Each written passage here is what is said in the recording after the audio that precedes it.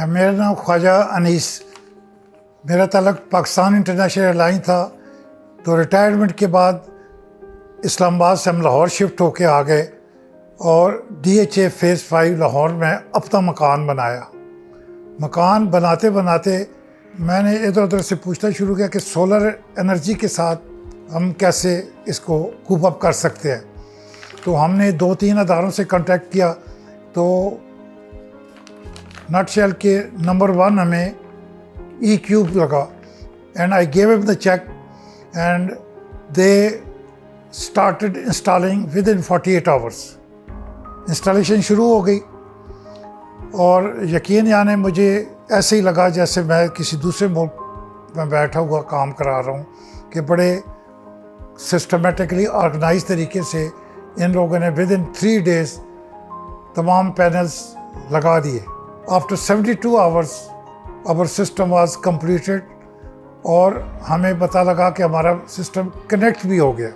E-Cube का staff technical जो आया उसके पहले इंचार्ज आए, उन्होंने मुझे ब्रीफिंग दी कि हम ये चीज़ें इंस्टॉल करने लगे हैं और इसके 24 आवर्स के बाद आपका सिस्टम ऑन हो जाएगा। तो बड़ी खुशी हुई कि जो उन्होंने कमिट किया था सारा काम सही हो गया। इनके स्टाफ ने बड़ी एफर्ट्स की थी और हमें 1 महीना और कुछ 10 दिन के बाद हमारा मीटर लग गया, नेट मीटरिंग हो गई और हम कनेक्ट हो गए डायरेक्टली। अब हम जो यूनिट बना रहे थे वो फुल जो प्रोडक्शन हो रही थी वो तकरीबन 35 यूनिट से डे हो रही थी। 35 मीन के ऑलमोस्ट 1000 यूनिट से मंथ, जो हमारी यूजेज से ऑलमोस्ट 40% ज़्यादा थी। एवरेज हमारी मंथली जो प्रोडक्शन थी तकरीबन 500 से 600 यूनिट थी, क्योंकि बादल भी होते हैं तो कम भी होती है, लेकिन हमारी कंजम्पशन से तकरीबन 60% सेव हो रहे थे। तो हमारा बिल माइनस होना शुरू हो गया, नेट मीटरिंग की वजह से माइनस होना शुरू हो गया। क्योंकि अप्रैल में तकरीबन हमारा सिस्टम ऑन हुआ था, तो अप्रैल अब दोबारा आ गई। तो इस 1 साल में 1,90,000 रुपये हमने जो बिजली का बिल देना था, तो हमें तकरीबन 30,000 to 40,000 रुपीज़ हमने सिर्फ दिया है। तो इसकी वजह से 1,30,000 हमारी सेविंग हो गई। मेरे घर में इन्होंने बहुत अच्छा सिस्टम लगाया, कैनेडियन सोलर है और इन्वर्टर जो है वो सोलस का है और वो इतना अच्छा, इतना खूबसूरत है कि मैंने 2-3 और कंपनियों को देखा, वो इतने सॉलिड नहीं थे जितना ये है। 1 साल के अंदर अंदर मैं महीने में 1 आध दफ़ा सफाई कराता हूँ, क्योंकि यहाँ काफ़ी डस्ट वगैरह उड़ती है, तो जिसकी वजह से प्रोडक्शन माइनस हो जाती है। तो बहुत ही अच्छा सिस्टम काम कर रहा है, अभी तक कोई टेक्निकल प्रॉब्लम नहीं आया। ये सिस्टम लगवाया तो 6,40,000 रुपये का मुझे ये यूनिट मिला और विद इन 1 ईयर ये 13 से 14 लाख रुपए का अब यूनिट हो रहा है। बिजली भी इतनी महंगी हो गई कि पिछले साल जो यूनिट 30 रुपये का था, इस वक्त 50-55 रुपये का हो गया और आइंदा आने वाले दौर में इसने 60 के करीब हो जाना है।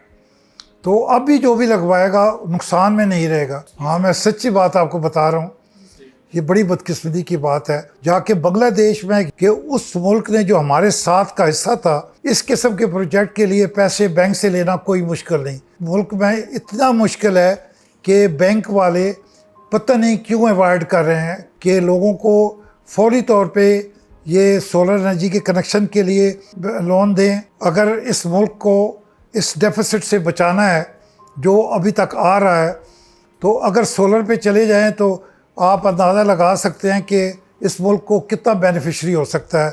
कोई बंदा रिटायर्ड होता है तो वो अपनी रिटायरमेंट फ़ंड से अगर 30% पेमेंट करके सिस्टम लगवा लेता है तो उसको कुछ भी नहीं बिजली का बिल देना पड़ेगा। तो ये एक उसकी इनकम होगी। अगर ये इनकम वो नहीं करते तो उसको तो बिजली का बिल देना पड़ेगा।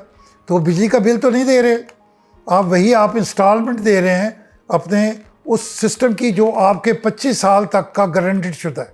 लोन इस तरीके से मिल सकता है कि आप 30% पेमेंट कर दें E-Cube को और वो मीज़ान की कोलैबोरेशन से आपके तमाम डॉक्यूमेंट्स वगैरह तैयार करके 1.5 महीने के अंदर अंदर विद इन 40 डेज रादर आपका सिस्टम लग जाएगा और आपको कोई बिजली का बिल नहीं देना पड़ेगा। जो बिजली का बिल आएगा वो तकरीबन ना होने के बराबर होगा।